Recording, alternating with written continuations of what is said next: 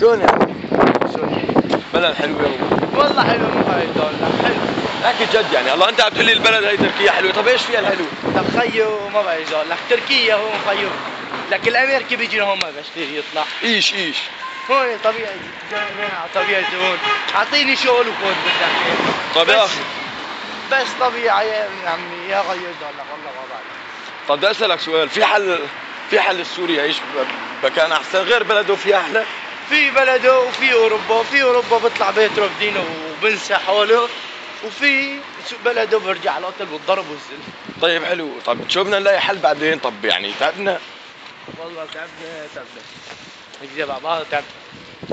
طب والله انت ايش في عندك مثلا هدف بحياتك؟ شوف هذا هدفين يا عمرو بالشغل وبالتعب. والله بنعرف هو هين يا عمرو، والله انت عم تمشي معي انا حلو؟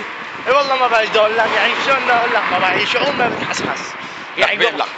لا بابا بشوف التركي قلبي يفرفع. انا برفع بعرض وقتي، انا وقت اشوف فكر انتهر. ايوه قلبي يفرفع. الله هو يطلع جماعه استقبلونا احسن من مصر لا خيو احسن كل الدول. لا ايش بدها من مصر؟ هي مصر نزل نزع كل الاردني بيطلع لي ابوي طيزي فقعت بالنص ولاج. لكن السوريين لك رحت على لبنان بكري رحت على لبنان ما حدا سأل. لك بركب بالمرفأ ممنوع تشتري شغله من برات المرفأ، ليش؟ يعني يذلوا السوري. لك بليز يا الله تاخرت على الموعد. لك ايه يا خيي والله ما بعرف شو بدي اقول لك، لسه بركنا قاشو بيركينا نحن في بلدنا.